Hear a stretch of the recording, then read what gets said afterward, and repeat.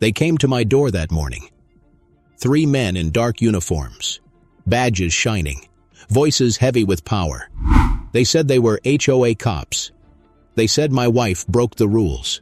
But then, one of them looked at her, smiled, and in front of me, in front of the whole neighborhood, he hit her. And in that moment, they made the biggest mistake of their lives. Welcome to HOA Stories. My name is Daniel. I live in a quiet suburban neighborhood just outside Virginia. By day, I'm an IT guy working from home. By night, I'm just a husband who wants peace in his little corner of suburbia. But peace doesn't last long when the HOA is involved. And what happened that day turned my quiet street into a battlefield. I live in a neighborhood where everything looks perfect from the outside. Fresh paint on the mailboxes, trimmed grass cut to the same height, flowers lined up in neat little rows. But behind that neat and perfect picture, there is something darker, something that watches, controls, waits for the moment you slip up. The HOA calls itself a community association. But to me, it always felt like a group of people who wanted power they never had anywhere else. They smiled at block parties, waved at you in the mornings, but their smiles never reached their eyes. I moved here 3 years ago with my wife. We wanted peace. We wanted a safe place to raise a family someday. We thought we were buying into comfort, into security, but what we got was control, fines, and endless threats in the form of letters. It started small, a warning because my trash bin stayed out for 30 minutes too long, a fine because the grass grew half an inch higher than the rules allowed. At first, I laughed. How could anyone take this so seriously? But the letters kept coming, the warnings, the knocks on my door. And soon, I learned this was not a joke. My wife hated it more than I did. She was fiery, bold. She liked to dress how she wanted, speak how she wanted. That made her a target. I could see it in the way the HOA president glared at her during meetings, like she wanted to remind my wife. This neighborhood was not hers to own, but nothing prepared me for what happened that day. It was a bright morning. Quiet, except for the sound of birds and the distant hum of sprinklers. I was in the kitchen drinking coffee. My wife stood by the window, brushing her hair back with her fingers. Then came the knock, hard, heavy, like fists pounding on wood with anger. Not the usual knock of a neighbor asking for sugar.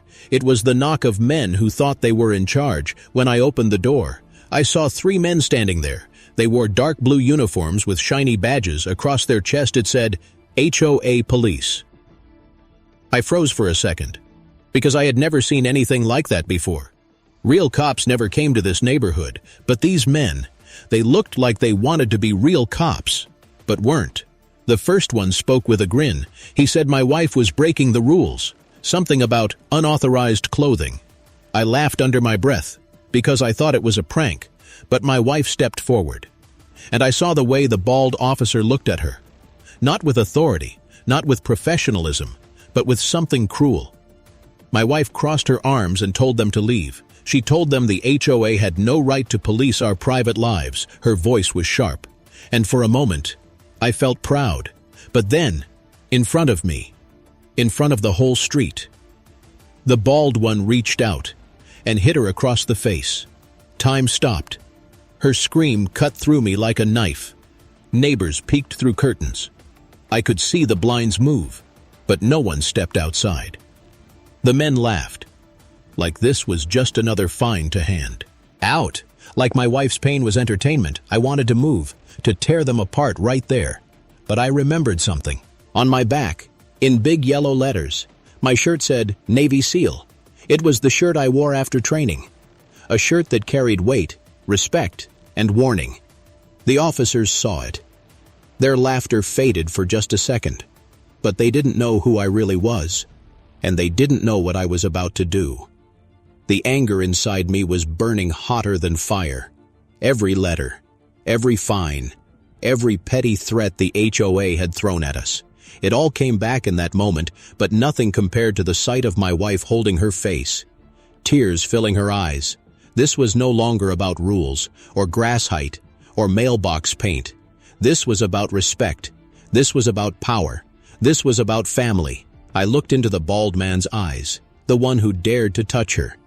And in that moment, I knew something he didn't. He thought he was the predator, but he was about to learn he was prey. The air around us felt heavy, like the whole street was holding its breath. The man who hit my wife stood there smirking, his two partners beside him, waiting, watching, daring me to move. I clenched my fists, but before I could act, the one with slicked back hair leaned forward and whispered, "You think you're tough, but this neighborhood belongs to us now." His words dripped with arrogance, like he had forgotten he was standing in front of someone who had faced real war, real enemies. My wife's hand trembled against her cheek. Her eyes watered, not from weakness, but from fury. She tried to step forward again, but I pulled her back gently. I could feel her heartbeat racing through her skin, and mine was not far behind. The bald officer's grin grew wider.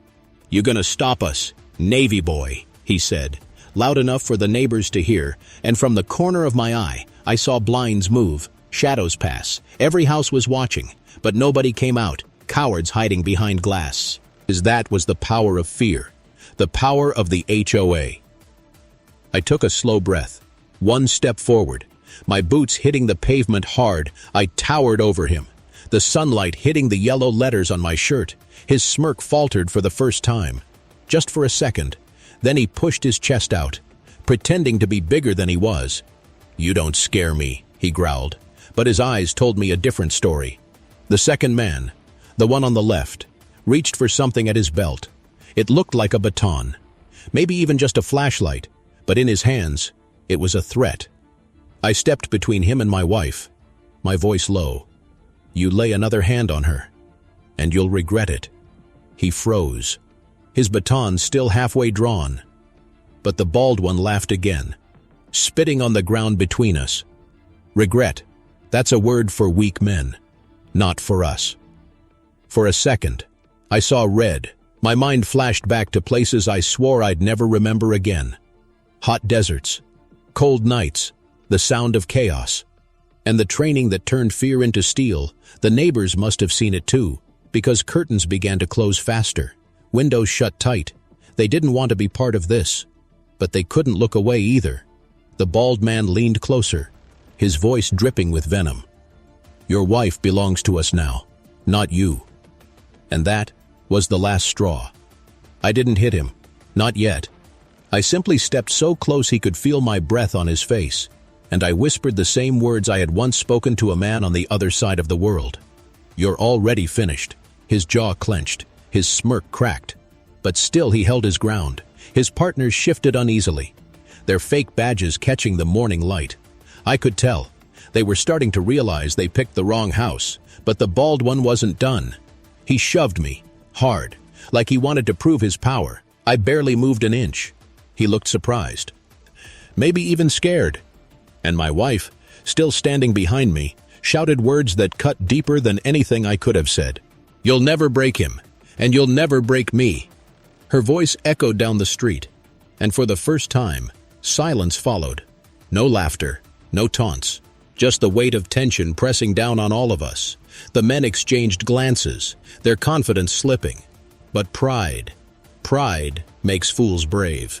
The bald officer raised his fists, and the other two finally stepped forward with him.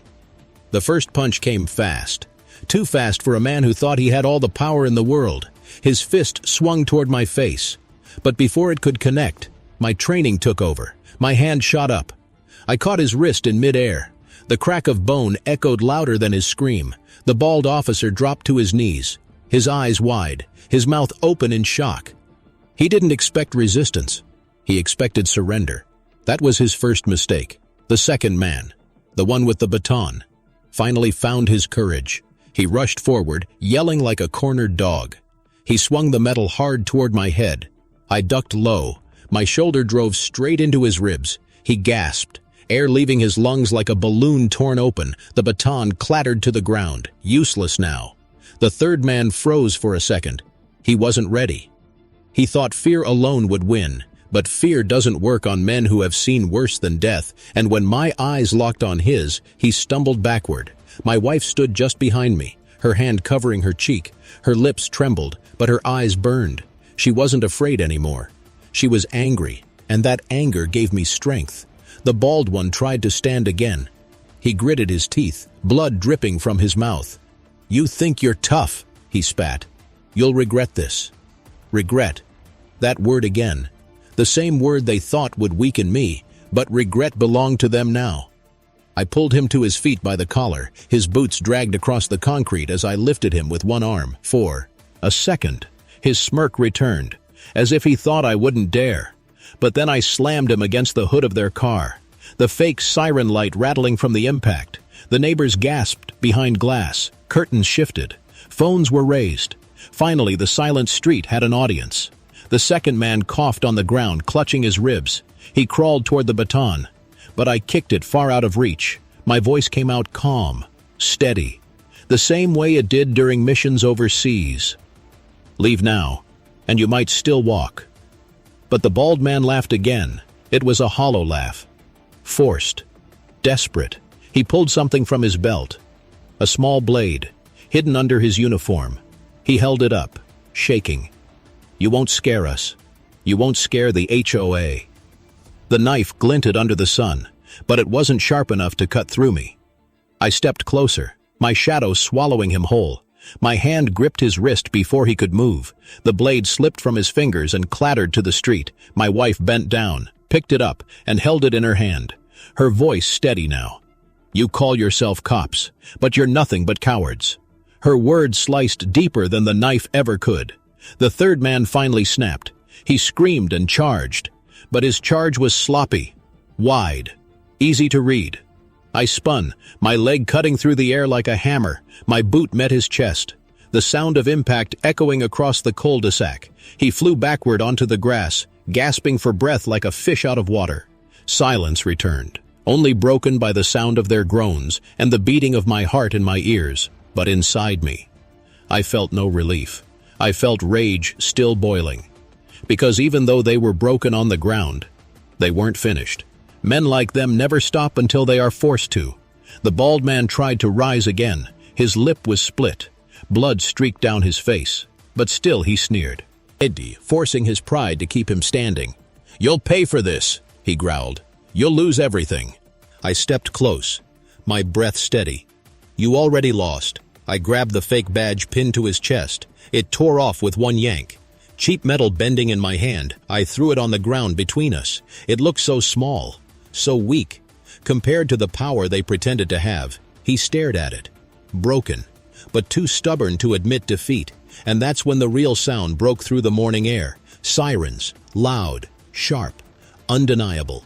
Not the toy siren on their fake car, but real police. Approaching fast, the men froze, their arrogance drained from their faces. For the first time that morning, they looked afraid. I didn't move. I stood tall. My wife's hand gripping my arm now. She whispered softly, "They'll finally see the truth." And she was right, because the truth always comes out. No matter how deep you bury it under lies, the real police pulled into the street. Tires screeching, lights flashing red and blue across every house, doors opened. Real officers stepped out, guns drawn, voices loud and commanding, hands where we can see them. On the ground now. The three fake HOA cops collapsed under their own fear. The bald one muttered excuses, swore they were just doing their job. But his voice shook, his knees trembled, and when the real officers handcuffed him, he looked smaller than I ever thought possible. Neighbors poured out of their homes now, dozens of them. Phones raised, whispers echoing through the crowd. Some clapped quietly, some shook their heads, and the HOA president herself appeared on her porch, her face pale as a ghost. She didn't speak, she didn't wave, she only watched, her empire of control. Crumbling in front of her eyes, the officers took statements, questioned us, gathered the fake badges and fake car keys, every piece of their fake authority stripped away. My wife stood strong beside me, her cheek red, but her eyes blazing. She looked at me and smiled. "You always said this neighborhood would test us," she whispered. "I didn't think it would be like this." I held her hand, and for the first time in months, I felt peace, because the battle wasn't just about rules. It wasn't about mailbox heights or lawn colors. It was about dignity. It was about family. It was about standing up to cowards who used power they never deserved as the last police car drove away. The street grew quiet again, but it wasn't the same quiet as before. It was a silence heavy with change. The neighbors who once hid behind curtains now looked at me differently, some with respect, some with fear, some with shame for never stepping out. I didn't care about their stares. I only cared about the woman beside me. The woman who stood her ground, even when 3 men tried to break her, and as I looked around at the perfect houses, the painted fences, the trimmed lawns, I wondered how many secrets still hid behind those doors, how many fake badges, fake smiles, fake leaders waited to be exposed. Because one thing was clear, in this neighborhood, justice wasn't written in the HOA rulebook. It was written by the people brave enough to fight back. The street felt like a battlefield after the sirens faded. Neighbors still stood in clusters, whispering, pointing, some recording the last flashes of red and blue fading down the road. The fake cops were gone, their cheap badges locked in evidence bags, their lies stripped bare, but the silence that followed was heavier than the fight itself. I looked at my wife, her cheek still swollen where the bald man hit her, her hands trembling, but her chin high. She was stronger than any of them could ever imagine. I touched her hand. She squeezed mine back, and for the first time since the knock on the door, I let out a breath. The quiet didn't last long, because from across the street, she appeared, the HOA president. Her heels clicked against the pavement as she walked slowly from her porch, her perfect hair unmoved, her pearl necklace shining in the sun. She smiled, but just like always, her eyes never did. The crowd went silent as she approached. It was like the queen entering her court. Everyone watched. No one spoke. She stopped just a few feet away. Her gaze swept over the broken scene. The neighbors. The car still parked crooked from the fake cops, and then her eyes landed on me. "You've made quite the scene," she said softly, but her voice carried like a blade, cold, sharp, designed to cut.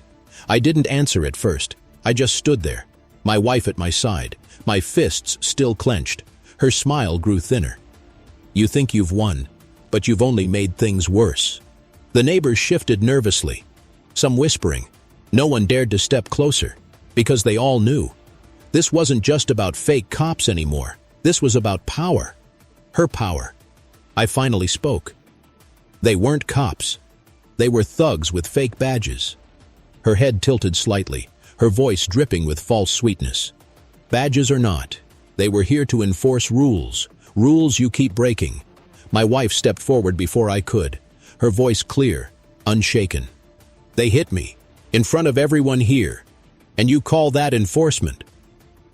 For a flicker of a moment, I saw the president's mask slip, her jaw tightened, her nostrils flared, but then the smile returned, like paint covering cracks in the wall. "You'll regret this," she whispered, and it was the same threat the bald man had made before he was taken away. I laughed quietly under my breath, because regret didn't belong to us anymore. It belonged to them. But the neighbors weren't laughing. Some of them looked down at their shoes, guilty. Some looked away, pretending they hadn't seen a thing. And a few, a brave few, nodded at me with respect. That small gesture was enough to crack her calm. She saw it too. She saw the way power was shifting, slipping from her grip like sand through fingers. Her voice turned sharp. "You think you can fight the HOA? You think your military shirt makes you untouchable? But this community will swallow you whole." Her words echoed through the cul-de-sac. But this time, people didn't nod in agreement. They didn't cheer her on. They stayed silent. And silence, in that moment, was louder than applause. My wife raised her chin higher. "We don't fear you. Not anymore." The president's face hardened. Her smile disappeared completely. She turned sharply on her heel, marching back toward her house. Her heels clicked like gunshots against the concrete. Every neighbor watched her retreat. And no one followed. The power she carried, the power she thrived on, felt weaker than ever before. But I knew this wasn't over. People like her don't give up power without a fight. And behind those curtains, behind those locked doors, there were still loyal followers who would do her bidding. The crowd slowly began to scatter. Some neighbors approached quietly, whispering words of support. Others hurried inside, afraid to be seen choosing a side. But all of them knew things would never be the same. I walked back toward my house with my wife, every step heavy, but certain. The front door stood open, the morning air still hanging heavy inside. I sat her down gently at the kitchen table. She winced, but smiled. "You didn't just fight them. You showed everyone what they really are." Her words stayed with me, because I realized the fight was bigger than just us. It was about the neighborhood. It was about every petty fine, every unfair letter, every note slipped under a door like poison. The HOA thought they owned us. But the truth was, they only owned fear, and once fear is gone, so is they, or power. That night, the street was quiet again, too quiet. Every car parked neatly, every lawn trimmed, every mailbox painted the same. But behind the calm, I could feel the tension brewing. The president was planning her next move, and I was ready. I stood at the window, staring at the rows of perfect houses, thinking about the neighbors who clapped silently, and the ones who looked away. How many of them were waiting for someone else to stand up, and how many were ready to fight alongside us now? My wife came up behind me, wrapping her arms around my waist, her voice soft in the darkness. "You know she won't stop." I nodded slowly. "I know. And neither will I." The streetlights flickered outside, casting long shadows across the road. It looked peaceful. But I knew better. This wasn't the end. It was only the beginning. The morning after felt almost normal. Birds still sang. Sprinklers still clicked on in perfect rhythm. But under that calm surface, the war had only just begun. When I opened my front door, the first sign was waiting. A letter, folded neatly, slipped into the crack. It wasn't from the post office. It was hand-delivered, and on the top, in bold black letters, it read, "Notice of violation." I laughed under my breath, because of course this was coming. They couldn't break me with fists. So now they'd try with paper. The violation listed was absurd. It claimed our lawn chairs were unauthorized structures, that our front porch light was not compliant with HOA standards. It ended with the threat of a fine, $500. Due immediately. My wife read it too, her jaw tightening as her eyes moved down the page. "They're not even hiding anymore," she said softly. "They want revenge." I crumpled the paper in my fist, but then stopped, because crumpling it meant they won. They wanted anger. They wanted reaction. Instead, I placed it flat on the counter. "Let them come," I whispered. "They're only showing everyone what they really are." But it didn't stop with one letter. Day after day, new notices appeared. One morning it was the height of our grass. The next it was the inappropriate tone of our mailbox paint. Then it was the visible trash bin, even when it was tucked against the wall. Each letter carried the same threat: pay to or face escalation. Neighbors started avoiding me. The ones who clapped quietly the day of the fight now crossed the street when I walked by.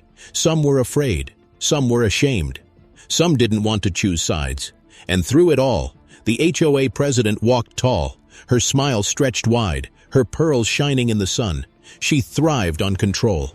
And the more the neighborhood bent under her will, the stronger she felt. But fear is a fragile weapon, and mine was already broken.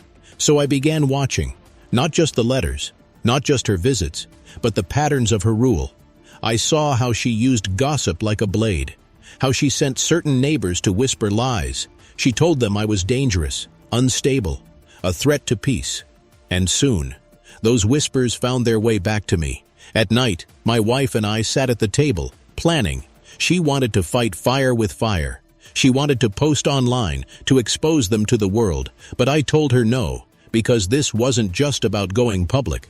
This was about destroying the foundation of her power from within. So I followed the rules, every single one. I measured the grass with a ruler before cutting. I repainted the mailbox in the exact shade listed in the handbook.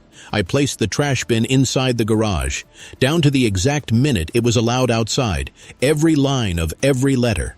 I obeyed. And yet, the violations kept coming. It became clear.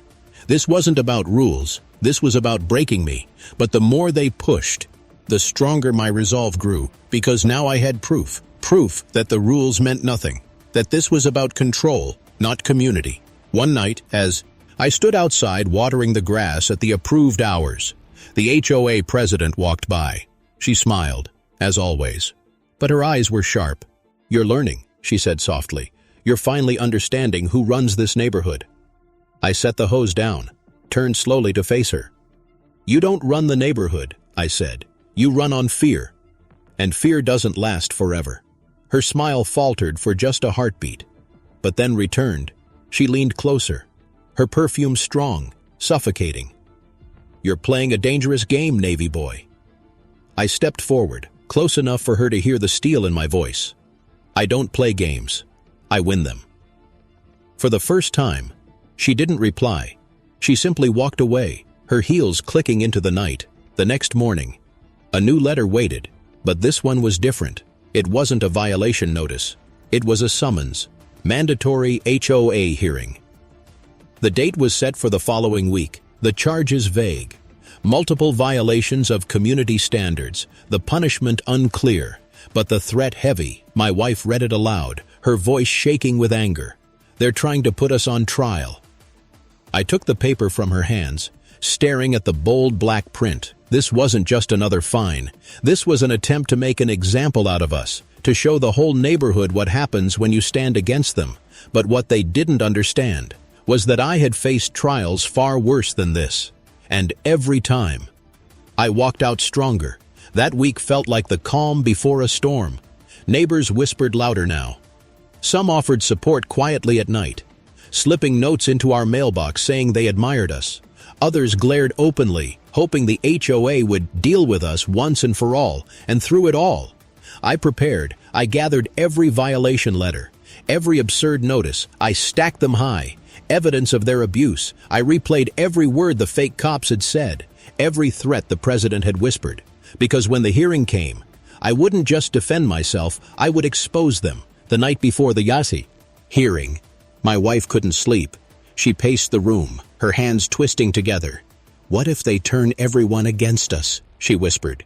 "What if this neighborhood hates us forever?" I pulled her close, resting her head against my chest. "They already hate us," I said softly. "But some of them, deep down, they want us to win." Her breathing slowed, her eyes closed, and as she finally drifted into sleep, I stared at the ceiling, because I knew tomorrow wasn't just a meeting, it was war. When morning came, the air felt different, heavy, expectant, like the whole neighborhood knew what was about to happen. I put on the same olive green shirt I wore the day of the fight, the one with the bold yellow letters on the back. Navy SEAL. Not because I needed to remind them who I was, but because I needed to remind myself. We walked hand in hand down the street. Neighbors watched from porches and windows. Some whispered, some turned away. And there, at the end of the cul-de-sac, stood the clubhouse, its doors wide open, waiting. Inside, the president sat at a long table with her loyal board members. Her pearls gleamed, her smile sharp as glass. Beside her sat a stack of papers, thick, prepared. She looked at me like a queen waiting for her prisoner. The clubhouse smelled like dust and old wood, the kind of smell that carried weight, as if every whisper, every threat, every lie had been soaked into its walls. The long table in the center was polished so clean it reflected the ceiling lights. At the far end sat the HOA president, her pearls shining, her lips curved in that same cold smile.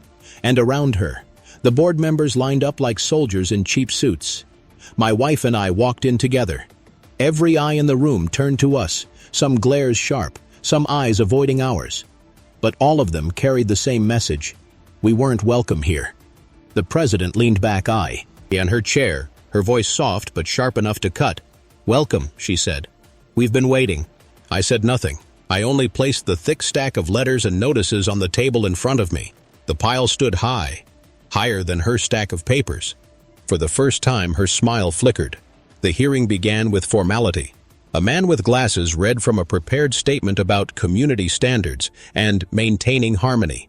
His voice droned on, lifeless. But everyone in that room knew this wasn't about harmony. This was about breaking me. When they finished, the president leaned forward, her voice dripping with authority. "Mr. Daniel," she said, "you and your wife have violated multiple rules of this community." She listed them one by one: the lawn chairs, the porch light, the mailbox paint, each one absurd, each one backed with fake authority. My wife's hand tightened around mine under the table. Her cheek was still faintly bruised, a mark that hadn't fully faded, and every time I looked at it, my anger grew stronger. When she finally finished, the room grew quiet. Everyone waited for me to speak. They expected me to beg, to apologize, to fold under the weight of her words. Instead, I leaned forward, my voice steady. You talk about rules, but rules don't give you the right to send thugs to my door. The room shifted. A few board members glanced at each other nervously. The president's smile hardened, but her eyes sharpened like knives. There is no proof they were sent by us, she said smoothly. Just a misunderstanding. Unfortunate men pretending to be authority. I slammed my hand against the stack of letters, the sound echoing through the room. These are not misunderstandings, I said. These are proof. I lifted one letter, read aloud its ridiculous charge, another, then another. With each one, I tossed them onto the table, the sound building like gunshots. By the time I finished, the polished wood was buried under their own lies. The neighbors in the back of the room shifted. Some whispered, some frowned. For the first time, I saw doubt spreading. The president leaned forward, her voice low, venom dripping. You think you can turn this around on us, but no one here will believe you. My wife stood suddenly, her voice sharp, cutting through the air. They believed you when you sent fake cops to our door. They believed you when you said we broke rules. But everyone here saw what really happened. Her words hung heavy, because it was true. The whole street had seen, the blinds, the windows, the phones raised to record. The silence of witnesses was no longer silence. It was evidence. The president's face cracked. Her smile broke for the first time in years. Her mask slipped. And behind it, her rage boiled. You don't belong here, she hissed. You will never belong here. Her words carried venom, but no power, because power is nothing without fear, and fear was no longer mine to hold. I rose slowly, my chair scraping against the floor. I looked her dead in the eye, my voice steady, calm, unshaken. We belong more than you ever did, because we built our lives here with love, not with lies. Gasps echoed from the neighbors in the back. Some nodded quietly. Others whispered louder now. The board members looked uneasy, shifting in their seats. The foundation of her empire was cracking in real time. The president pounded her fist against the table. This hearing is over, she shouted. You are fined, you are warned, and you will comply. But her voice shook, and everyone heard it. I gathered the stack of letters, holding them high. These are your weapons, I said. But today, everyone here saw them for what they are, paper shields for cowards. I tossed them back down, the papers scattering across the table like fallen soldiers. Her eyes blazed with fury. But her hands trembled. My wife took my hand. Again, her voice soft but strong. You can send letters, you can send fines, you can send fake cops, but you'll never break us. The silence that followed was different this time. Not fearful, not heavy. It was silence of truth finally cutting through lies. The neighbors in the back started clapping softly, one, then another. The sound grew, timid at first, then louder. The president's face drained of color as the applause filled the room, because in that moment, she realized her greatest weapon, fear, was gone. The board members shifted uncomfortably. Some looked down at their hands. Others avoided her gaze, and I saw it clearly. Cracks in the wall of loyalty she had built. The president stood abruptly, her pearls rattling against each other. This isn't finished, she spat. You'll regret this, both of you. She stormed out, heels echoing down the hallway. The board followed, some slower than others, some avoiding my eyes as they passed. The neighbors kept clapping until the last one left the room. When the sound finally faded, I looked at my wife. She was smiling now, tired, but smiling. And I knew, we had won this battle. But the war wasn't over, because power like hers doesn't disappear overnight. It lingers, hides, waits for the moment to strike again. As we stepped out of the clubhouse, the afternoon sun bathed the street in gold. Neighbors stood waiting, some cheering, some cautious, but I saw something in their eyes that hadn't been there before. Hope, and hope, is stronger than fear. That night, I sat on the porch with my wife. The stars above seemed brighter, the air lighter, but my mind was restless, because I knew tomorrow, the president would try again. She would find new ways, new weapons. But now, she would face something she never expected. A neighborhood that was no longer afraid. The days after the hearing felt different. The street was quieter, not the same kind of silence as before. This silence carried weight, whispers, shifting loyalties. Neighbors who once avoided me, now nodded when I passed. Some stopped to talk, cautiously at first. They asked if the hearing was real, if the president really tried to humiliate us, and when I told them the truth, their faces changed, shock at first, then anger, then something even more powerful, resolve. It started small. One neighbor refused to pay a fine for leaving his trash bin out overnight. Another painted her shutters a slightly different shade of blue, daring the board to come after her. Then an elderly man across the street mowed his lawn in stripes instead of the approved straight lines. Little acts of rebellion. Quiet at first, but each one a crack in the president's wall. The letters kept coming to my house, of course, but they also started showing up less, because the more people pushed back, the less power those papers carried. They weren't weapons anymore. They were jokes. One morning, my wife and I found something different on our porch. Not a violation notice, not a threat. It was a note, written in neat handwriting, folded carefully. It said, "Thank you for standing up. We were too afraid, but not anymore." No signature, but it didn't need one, because I knew we weren't alone anymore. The president tried to strike back. She called emergency meetings, demanded stricter enforcement. She sent more letters, louder threats. But fewer and fewer people listened. Some board members stopped showing up. Others avoided her entirely. Her empire was shrinking, not by force, but by silence. And silence, when turned against a tyrant, is deadly. Then came the day it all collapsed. It was a Saturday morning. The sun was bright. Kids played in the yards. The smell of barbecues drifted through the air. The president stormed down the street, her heels striking the pavement like hammers. She clutched a thick stack of new violation notices, her pearls bouncing on her chest. Her eyes were wild now, her smile gone. She was no longer the calm, polished queen of the neighborhood. She was desperate. She marched up to my porch, waving the stack of papers in my face. "You're finished," she shouted. "You and your wife. You've poisoned this community." The kids stopped playing. Neighbors froze in place. All eyes were on us again. I stood slowly, my chair scraping against the wood. I looked at the papers in her hand, flimsy, shaking, and then I looked at the people around us, one by one. Neighbors stepped closer, the woman with the shutters, the man with the striped lawn, the elderly couple who always waved at my wife. They gathered behind me, not saying a word, just standing. The president's voice cracked. "Don't you see? You'll all lose everything if you follow him." But the crowd didn't move. They didn't nod. They didn't agree. They just stood there, silent, staring at her with eyes no longer afraid. My wife stepped forward, her voice calm but sharp. "You don't scare us anymore." The president's face twisted with rage. She tried to speak, but no words came out. Her hands shook so badly the papers slipped from her grip, scattering across the yard. Notices fluttered in the wind, landing in grass, in driveways, in the street. Neighbors bent down, picked them up, and then, in one motion, they tore them to pieces. The sound of ripping paper filled the air, soft at first, then louder, like thunder rolling through the cul-de-sac, piece by piece, letter by letter. The president's power was shredded before her eyes.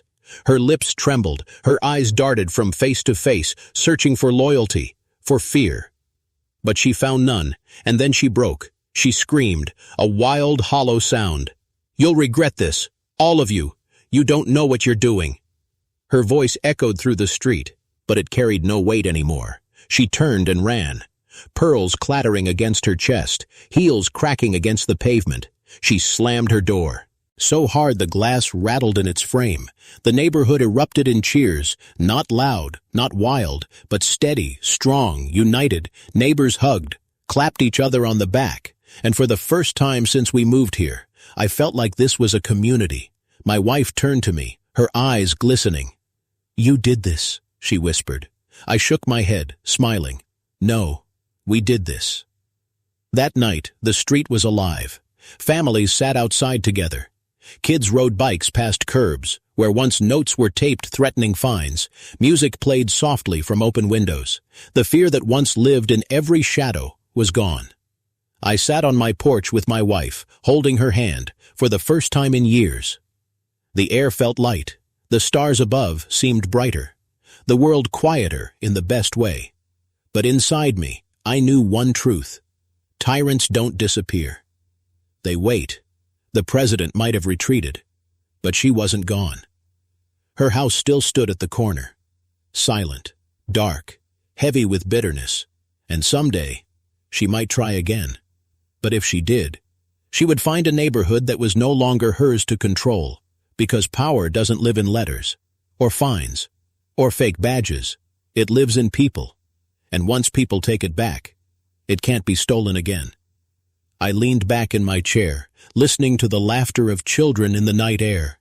I looked at my wife, her head resting against my shoulder, and I whispered the words I had carried with me through every battle, every fight, every war. No one touches my family. Not in this neighborhood. Not ever.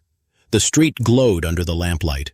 Perfect houses standing side by side, but perfection no longer felt fake. It felt real, earned, alive. And as I sat there, I wondered, if your neighborhood stood up together against a tyrant who ruled with fear, would you be brave enough to stand on the front line, or would you wait for someone else to fight the battle you were too afraid to face?